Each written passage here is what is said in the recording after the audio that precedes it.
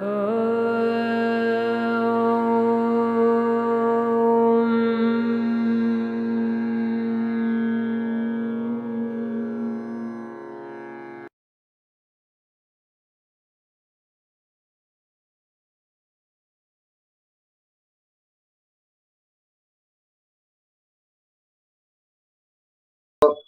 just get ready to understand the whole syllabus, the courses that we are going to study in this online Sanskrit course. All right, I'm sharing my screen, students.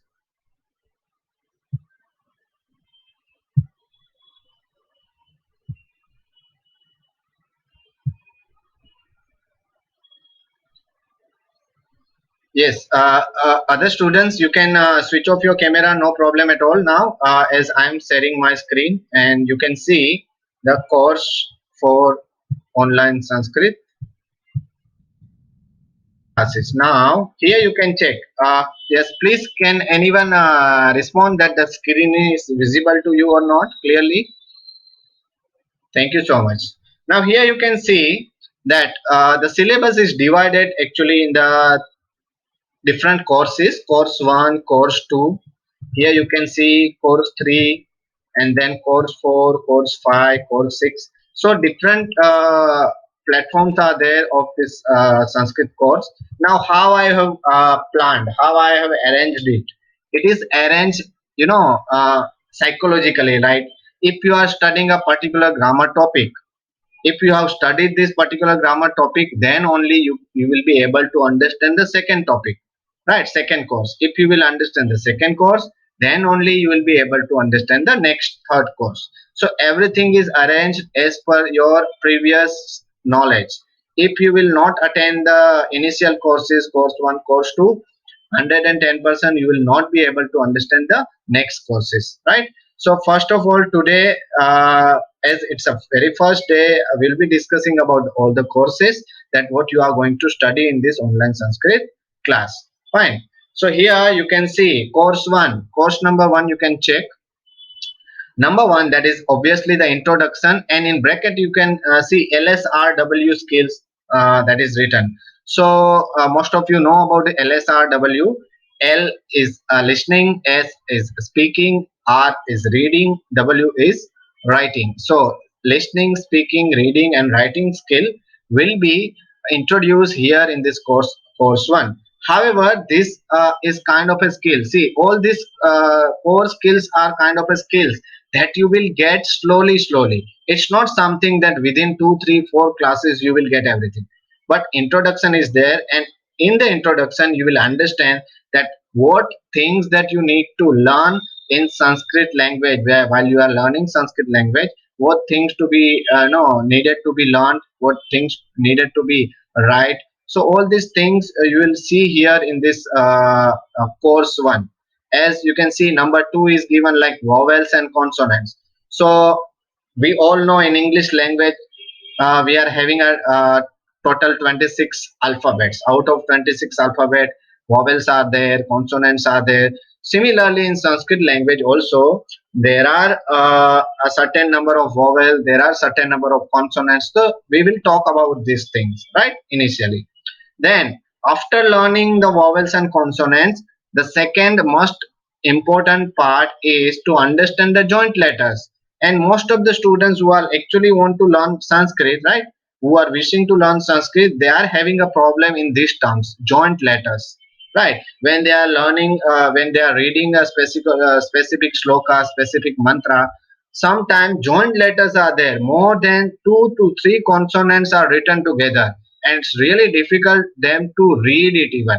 However, they know about the letters, but while the joint letters are there, it's difficult to read. So that problem also will be solved by understanding the joint letters. There are n number of joint letters in Sanskrit language that we will discuss.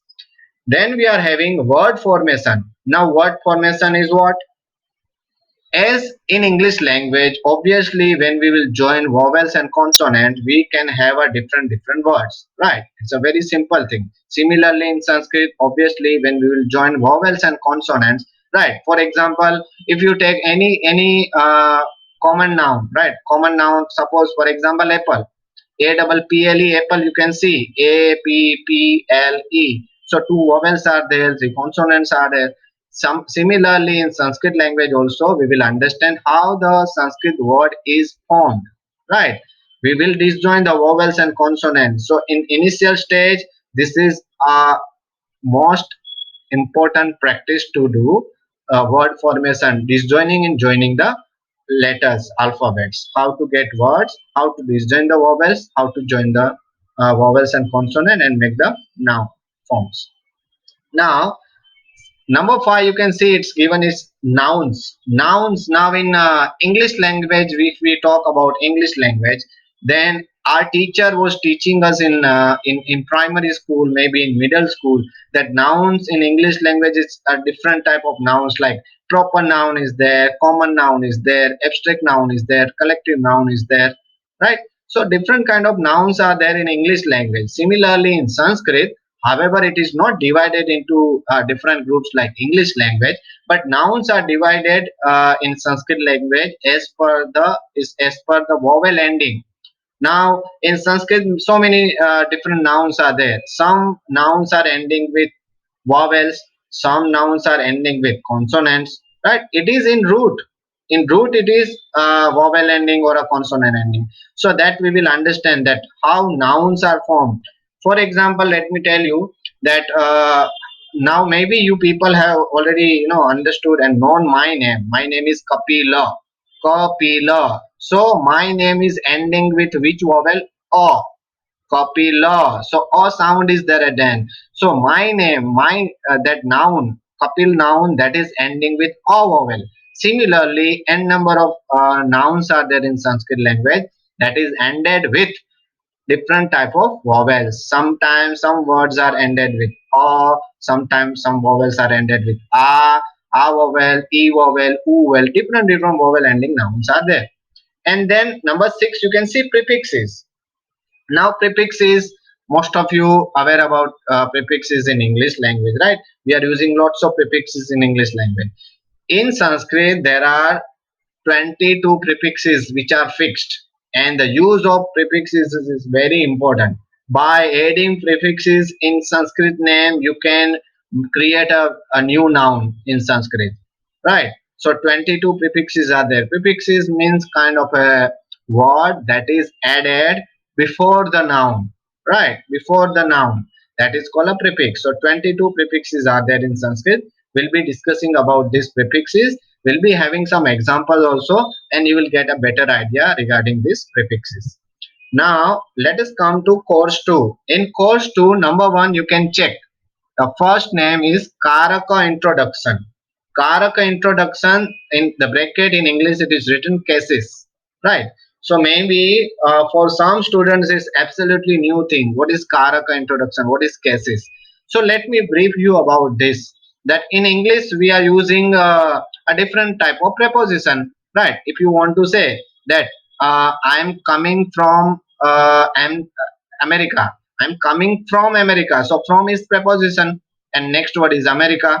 So from America, it's actually the two different words, from and America. But in Sanskrit, when you want to say about this, then from will not be used separately in Sanskrit language. It is already added in the root word America.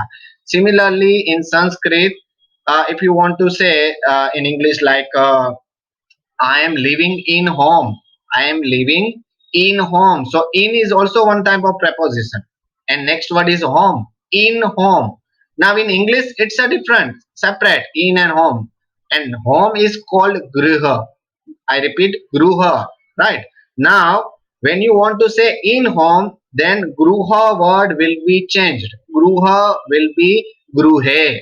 So gruhe means in home. There is no separate preposition like English language in Sanskrit. So when you will understand these cases, this karaka, you will understand that how these different type of prepositions are used in Sanskrit language. Once you will understand the karaka, the cases you will understand, you will be able to understand the different kind of a preposition which are used in English, how it is used in Sanskrit. Okay, so this is going to be a very useful point, obviously, to understand karaka. Next we have noun forms tables. in noun form table, as I said, once you understand the cases, right, in, of, for, from, different type of preposition are used with the noun. So in noun forms you will be seeing a table. In table you will be seeing different type of numbers, sorry, different type of nouns you will find. Like for example, if you take any one noun, for example, we can take Himalaya. Now Himalaya is a very known and famous noun, right? Now if you want to say on Himalaya, from Himalaya, in Himalaya, right, by Himalaya, if you want to say this different type of preposition used before Himalaya. But in Sanskrit, when you want to say, let me tell you, there is no a specific preposition like English language in Sanskrit. So what will be there? There will be a different type of word that is, little different from the root word Himalaya. Okay, so that different type of nouns, different type of forms will be there in one table, and that forms will be 24. I repeat, 24 forms will be there in the table, and that you can check that 24 are divided into three different column. First column singular, second column or dual forms are there, third column or plural forms are there. So in noun forms it will be like this, and more you will understand when we'll start understanding the topic. Number three, obviously pronoun. So in English we are having he, she, it, I, we, you. This kind of pronouns we are having. Similarly, obviously in Sanskrit language also there are pronouns. And if there is a table of noun forms, right? As I said, in Himalaya, for Himalaya, of Himalaya. Similarly, in pronoun also we are using, right? In you, from you, by you. So we are having the tables of pronouns also. That also we will check. We will study it. And then number four, you can check verb introduction is given. Now verb, obviously by seeing this word you will understand verb, action, right? So basically we know about the action and the tenses in English language. In school time we have studied in English that a different type of tenses are there in English language: present tense, past tense, future tense. Again these tenses are divided into a different three segment: continuous present, simple present, right, perfect present. You can call like some students are, some teachers are even using not continuous present, some students are using, some teachers are using like present continuous, right? So it's absolutely same. So as I said, three different segments are there, three different parts are there in each tense: present, future and past. But in Sanskrit, this same continuous, simple, perfect, these are given in a different tenses, and this tenses is called lakara, right? It is called lakara. That we will understand how the forms are given in Sanskrit language: verb form, right, action forms. And this is going to be an extremely useful topic number 4 and number 5, where you will understand that how the action forms are there in Sanskrit language. So once, dear students, once you will understand the noun, once you will understand the pronoun, once you will understand the action, the verb form, you will be able to start making the sentences in Sanskrit language. All right. So this is I just wanted to say regarding this number 4, point number 4. Now here you can check this line. Here you can say persons, numbers and tenses. So persons, in obviously in tenses we are having different type of persons: first person, second person, third person. Who is first person? First person is yourself, I and we. Second person is you, third person is someone else. So we'll talk about this. Now numbers. Now numbers is not like 1 2 3 4. Obviously numbers is means one person or many person, singular or dual or plural. So here they are talking about singular, dual or plural. So that also will be talking. Generally in English we see most of the two numbers are there, like singular and plural. Regarding two, it's two is always considered in plural form only, right?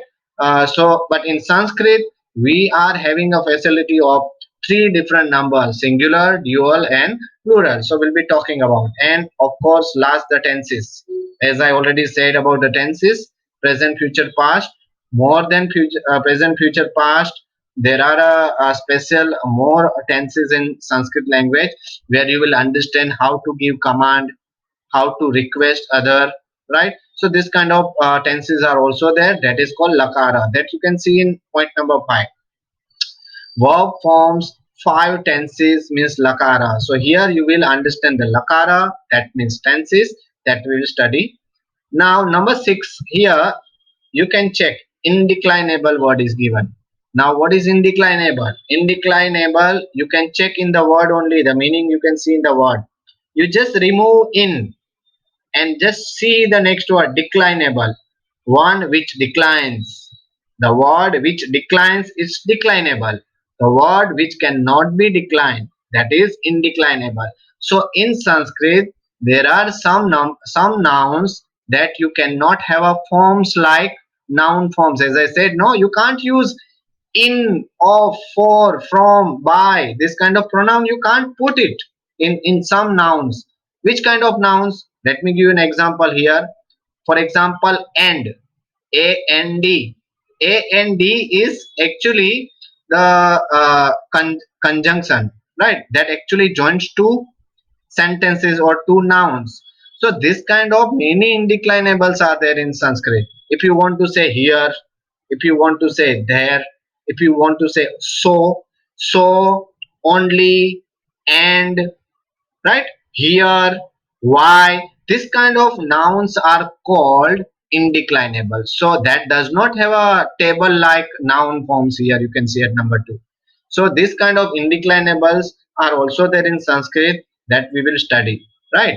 Next, number 7, we are having sentence formation. So after learning, my dear students, after learning all this 1 to 6 points, you will 100% be able to make a sentence. So that's why the number 7 is sentence formation. I will tell you to prepare a Sanskrit sentence, right? And it will be an easy sentences where you will use a subject, a very simple noun, and then I will tell you to use the verb form, right? I eat, I go, right? You are coming. This kind of simple sentences in initial stage at course 2 will be forming. And that's why the number 8 you can see is spoken Sanskrit. So spoken Sanskrit in English, many times we heard spoken English, spoken English. But what is spoken English actually? To understand, to learn, to attend the spoken English classes, you must be having a kind of a staircases. Once you know, just go at that stairs, all these stairs you will, just move on, then only you will be able to do this spoken Sanskrit. So spoken Sanskrit means you must be having a initial knowledge regarding this nouns, verb forms, about indeclinables, tenses. So this knowledge if you have, then only you will be able to make a simple sentences in Sanskrit. And then number 9 you can check here, Sanskrit dictionary, how to use. Now by reading this number 9 point, some of you would be surprised that what is this, I mean, how to use the dictionary means. Let me tell you, my dear students, to check the noun, to find a word in dictionary is not an easy task. Why? Because all the words given in the dictionary in a certain properly pattern of alphabets, right? So for this a certain pattern of alphabet you must know. If you don't know about certain patterns, like first vowels are coming, these vowels are coming, then these consonants are coming, without this you will not be able to find, will be not be able to use the dictionary. All right, so this is what we are going to study in how to use dictionary. If you are having a hard copy or if you are having a soft copy of the dictionary, I will explain you how to use the dictionary. All right, so this is also one of the tasks that we will see. At course number 3 here, you can check the very first topic, that is Sandhi, introduction. In bracket, you can see euphony is written. Some of you already aware about this Sandhi. Sandhi means euphony is written, and euphony means joining, right? We are having many different words in Sanskrit.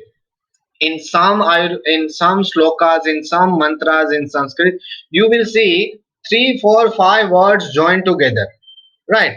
And once when you see the word, you will feel like, oh my god, 12 to 15 to 18 letters together and it's a one word. No, it's not a one word. It's actually the combination of so many words, and they all words are combined using sandhi. Now sandhi means joining. As we know that different chains we have, no, we are having a different chains, right?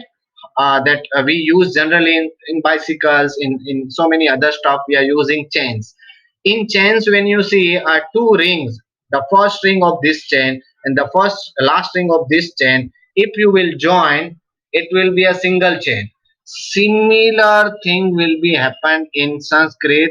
You are actually going to join two different vowels. You will join two different vowels, the last vowel of this first word, first vowel of this last second word, you will join, and it will be a complete, a full noun. However, two different nouns are there, but they are connected with sandhi rules. So we will understand what is the sandhi. This vowel, particular vowel, will be joined with another vowel, will be joined mixed, and we will get a new vowel. Right. So this is called sandhi. Sandhi. There are different types of sandhi in Sanskrit. It is a very important grammar topic in Sanskrit. While you want to study Sanskrit, this is must. If you have a knowledge regarding the sandhi, half of your work will be easier, right? If you will learn sandhi properly, because most of the slokas you see, the words are connected to each other with sandhi rules, and when you want to disjoin it, obviously you will need the knowledge of sandhi. So that we will study, it will be a different type of sandhi. See here, number 2, you can check vowel sandhi. Means two vowels are joined with each other, right? And by joining two vowels, a new vowel is created. For example, there is a vowel. See, I'm not actually explaining a particular sandhi rule, I'm just briefing you. So those students who are studying Sanskrit first time, they have never studied Sanskrit, they also can understand. So initially I am not giving any particular example in Sanskrit right now. However, when we'll be doing the topics, n number of examples you will see. But right now, I'm just giving you a brief and easy example, so the those students who have not no those who don't know anything about Sanskrit also can understand. All right. So please try to understand this. Vowel sandhi means one vowel is there and another vowel is there. Two vowels you will join, and both vowel will be joined and will create a new vowel. Like in colors, we know two different colors you will just mixed up, you will get a new color. Similar thing will be happen in vowel also. Two vowels will be joined and it will create a new vowel. In consonant sandhi again, uh, different consonants are there. When two consonants will join together, there will be the change in the previous consonant, right? Suppose if you are joining k, if you are joining k with another consonant, suppose yeah, y, when you join k with y, then k will be changed to g. I'm explaining in English only, I'm not using Sanskrit letters here, right? But just for the example that how consonants change, see k consonant change into g because of the next word starts with y. So that kind of rules are there, we will study it. And as I said, n number of examples practice also will be doing, so the topic and the concept will be very much clear. Next, you can see visarga sandhi. Now some of you are not aware at all about what is visarga. In Sanskrit language, there is a special sound. Actually, there are two special sound in Sanskrit language. One sound is means at the end of the word, the last upon the last letter, dot is given there. Dot, one point is given there. That sound is called That is one of the sound in Sanskrit. And sometime at the end of Sanskrit word, you will see two dots are given up and down, right?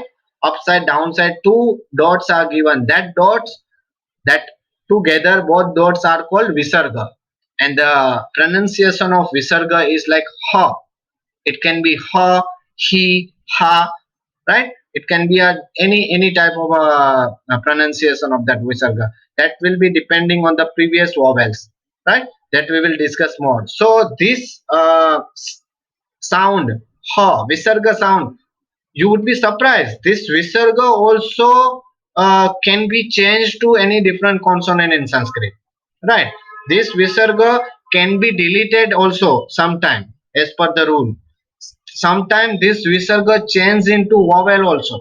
So this is the must, learn Sandhi. You must learn it because in Sanskrit shloka, if you learn Ayurveda or if you learn any Sanskrit text, n number of examples are there, dear, where you will see this Visarga Sandhi rules. So we'll be studying this Visarga Sandhi rules. I will explain you how Visarga is changed into some consonant, how Visarga is changed into some vowels. Sometimes Visarga is completely deleted. You will see in the shloka, there is no Visarga, but actually there was, but because of the Sandhi rule, that is deleted. So these things I will explain you. The Sandhi rules you will understand, and that will be helpful for you to understand so many other examples in Sanskrit language. So this was regarding the Sandhi. As I said, number 2, vowels joining, that is called vowel Sandhi. Number 3 is consonant sandhi, where two consonants will be joined and there will be the changes in the consonant. And visarga sandhi, obviously, as I said, visarga will be deleted or visarga will get a different vowel or a different consonant. So that is called visarga sandhi. Now, let us come to course number 4. Okay, in course 4, here you can see number 1, suffix introduction. Till now we were discussing about nouns, we were discussing about the verb forms, we were discussing about the prefixes, right? We have discussed about the sandhis, but this is suffix. Suffix is one of the very important topic in Sanskrit. Why? Because as I said, prefix, previously I explained you prefix. Now what is prefix? Prefix gives you, a facility to create new words in Sanskrit. Listen to me carefully. In Sanskrit, we are already having a word. Listen, we are having a word in Sanskrit like yoga. We all know yoga. Whole world know. Whole world is doing yoga. That is extremely important for our physical health. All right. But in yoga, you will never, think if you will put one prefix, just one prefix, pra, this is one kind of Sanskrit prefix, right? When you will join before yoga, previously, not after, before the yoga word, if you will just put pra, it will be a prayoga, new word in Sanskrit. New word is created in Sanskrit. Prayoga meaning is also different. Prayoga means experiment. See, yoga was different, prayoga different. Again, in place of pra, put another prefix, a. A is also one kind of a prefix in Sanskrit language. So you put a and yoga. Ayoga, a new word is created. Now, meaning of ayoga is committee. Now we are having a different committees in our schools, colleges, in our business, right? In our government also we are having different committees, right? So that committee is called ayoga. Now every time you see yoga, yoga, yoga, in yoga itself, yoga, prayoga, ayoga, like this, one more, you put v before yoga. V is prefix. V yoga. Now Viyoga means totally different. No experiment, no committee, no yoga that we are doing in the morning.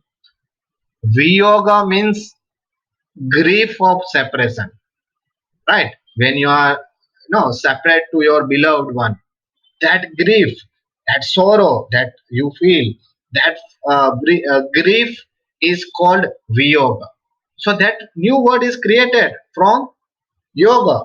And why? You have put a prefix. So this is the importance of prefix here. Similarly, here we have seen suffixes. In suffixes, what will happen? Totally the same work as we saw in prefixes. That's why I have taken more time to explain you about the prefixes. Right. In suffixes, what will happen? We are having a noun. Listen to me carefully. We are having a noun in Sanskrit. Now, this noun is having a particular meaning. Fine. But when you put a suffix, right, it will give you a correlated meaning of that particular word, the root word. Right. Now, example. However, I will give you the example when we'll study this particular topic, suffix topic, just for your knowledge that you will feel that, oh my God, this kind of things are also there. And you'd be wondered that in Sanskrit language, there are more than 30 suffixes. More than 30 suffixes are there. Right. Now, let me give an example how suffixes are useful, how these are used in Sanskrit language. Now we are having a word, Nagara. Yes, Nagara. This is Sanskrit word. Nagara means city. Okay, Nagara means city. Now there one suffix we are putting, Sanskrit suffix we are putting. That suffix name is ika. What is the name of the suffix? Ika. When you put it at the end, suffix means something, some part of the word that is joined at the end of the word. Prefix is always first before the word, suffix is always the next. So when you joined a kind of a suffix at the end of any word, you will get a new word. So as I said, Nagara means city. You have joined another suffix ika, and you will get a new word that is Nagarika. I repeat, Nagarika. Now Nagara means what I said, city, and Nagarika means citizens. See, you understood? So this is what we will study in suffixes. Now suffixes are again divided into two parts. Some suffixes are for only verbs, only action forms, verb forms. Some suffixes are there for noun forms. Now what was Nagar? Nagar was noun. Nagar is not action. It's a noun. It's a city. City means name, noun. So Ika was the suffix of noun. Similarly, there are certain number of suffixes which are used at the end of verb form. In verb form also it is useful. Now students, in English also we are using many suffixes, right? If you want to say, I am going to college. What is going? Go plus ing. Ing is suffix. Similarly, as go is verb plus ing is suffix. Similarly, in Sanskrit also there are many suffixes which are used with verb form also. Right. So that we will study here in suffixes. So as it is written here, suffix, introduction, verb suffix and noun suffixes. Different parts are there. We will study one by one with examples. Now, let us come to number 5, course number 5.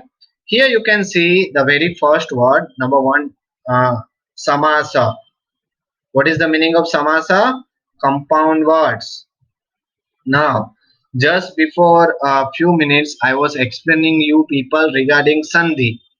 Sandhi means joining two words where two different vowels will be joined, right? And will be created a new vowel, right? But compound, this samasa, it's totally a different types of grammar topic in Sanskrit. Now what is the difference in sandhi?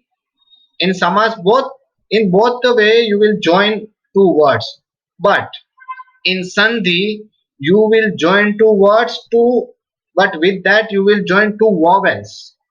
I repeat, in sandhi, sandhi means euphony, you will join two vowels or two consonants, but in samasa you are not going to join two vowels or two consonants. In samasa you will join two words, two nouns you will join. And in english, uh, in even in science many examples are there. Have you ever no noticed timetable? Oh, what is the timetable of today's exam? Timetable, it's compound word. Yes, time and table, two different things. Hydroxide, hydrogen, oxygen, two different elements together, one word. Hydroxide, compound word, right? Bread, butter, compound word. Similarly, in Sanskrit, n number of compound words are there, and this is what makes Sanskrit difficult for those students who are not studying Sanskrit. Compound is kind of a topic here where you will see 5, 7, 10, even 20 words written together in one line. Some slokas you can see there is no space. You can't see the space. Just the line starts from first letter to last letter. There is no space in between, and you will feel, my God, this much big word in Sanskrit? No, not this much big word. It's just the combination of so many Sanskrit words.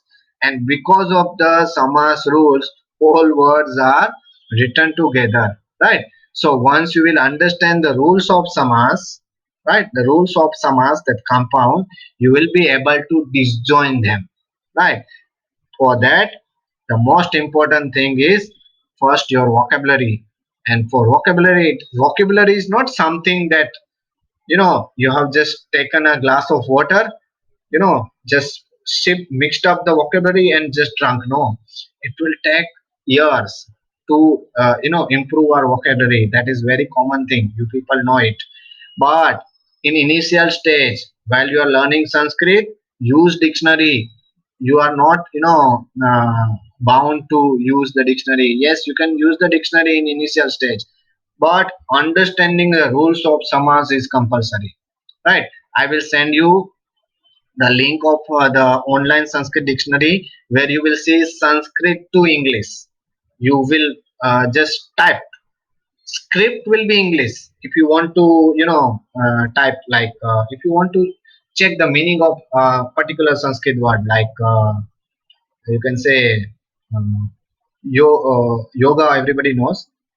If you want to say like kakaha, kakaha. Oh my God, what is kakaha? We have never heard in Sanskrit. Somebody feels like, you just type in English Kaka, right? In that dictionary, you will find actual Sanskrit word with all the meanings related to kaka. That English Sanskrit online dictionary link I will send you in the group, that you will start using it, and it will be extremely useful.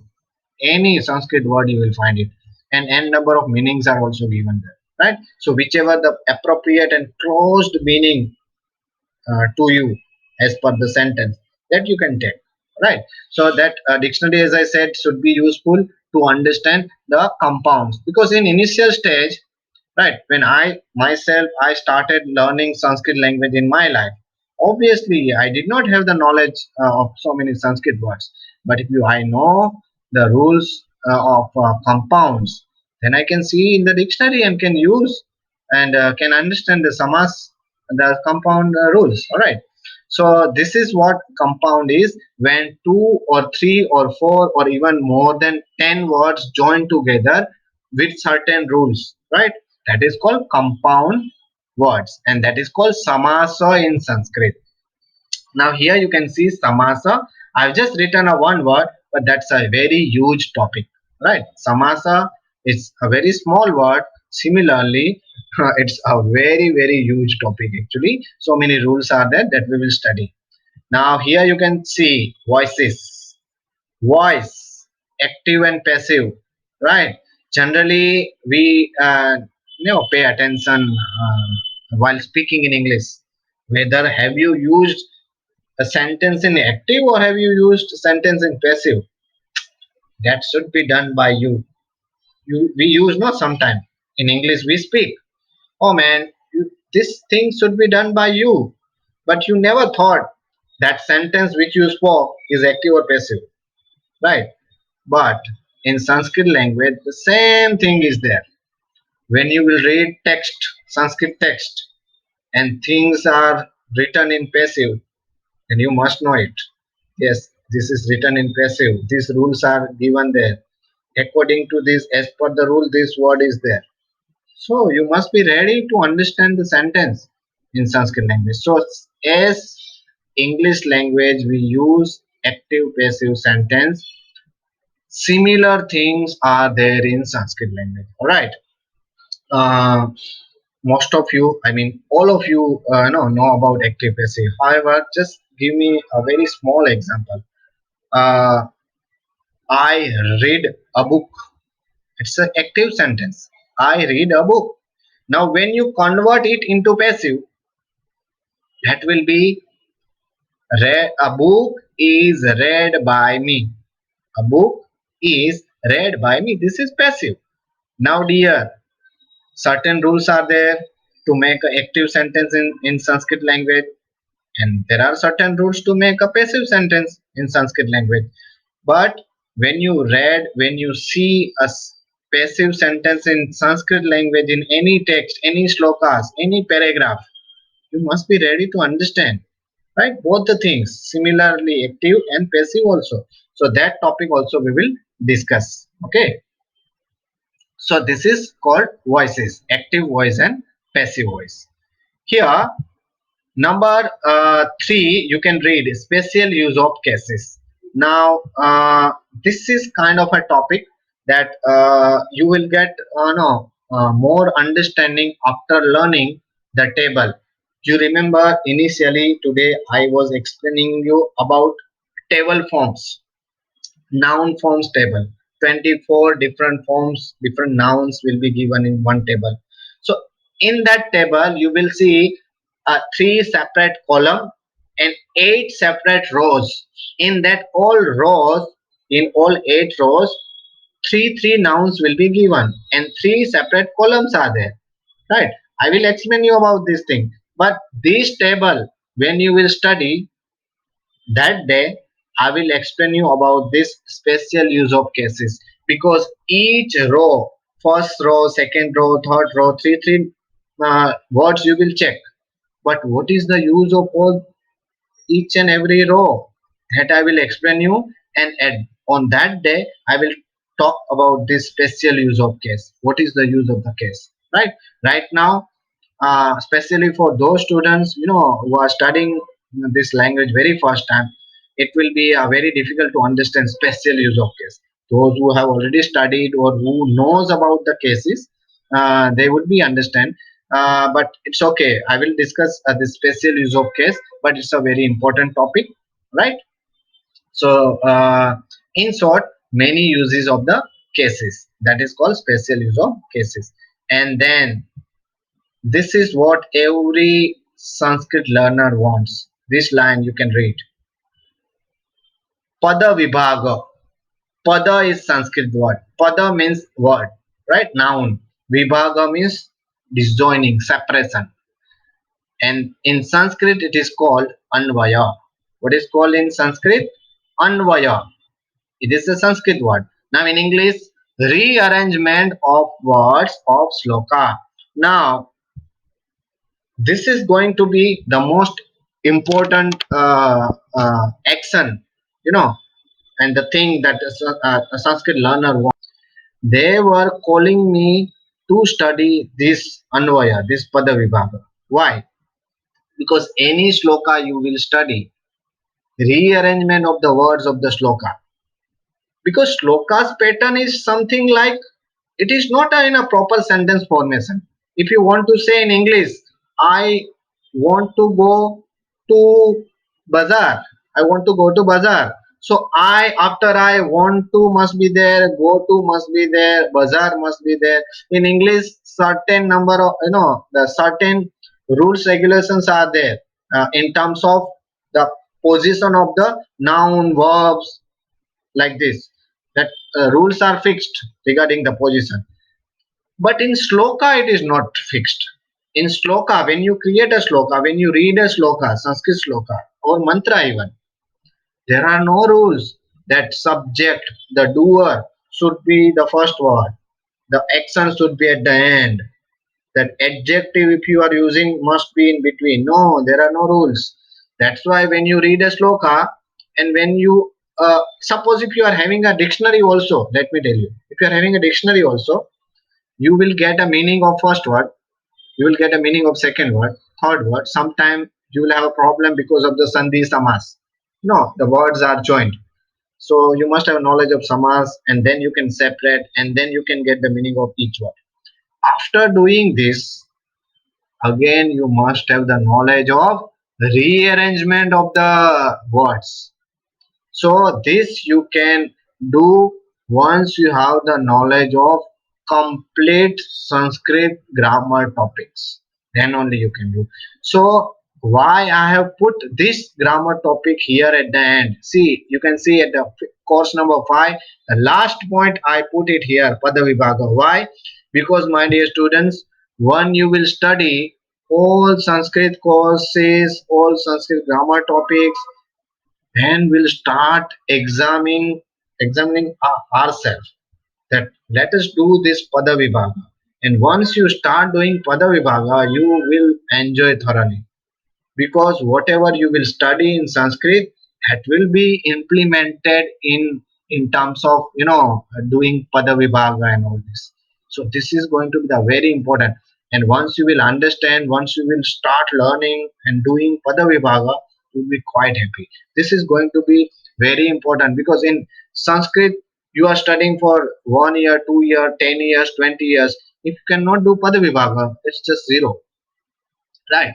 So after learning all the topics, all courses, we will finish our Sanskrit course, and then you will be having a practice. We'll be taking some slokas, maybe some Ayurveda slokas, some good proverbs in Sanskrit are there, that we will take. All right, so that will be having good practice of this. And then after this, you can see here course number 6, you can check what I have written, Bhagavad Gita or other text to be chosen. Right.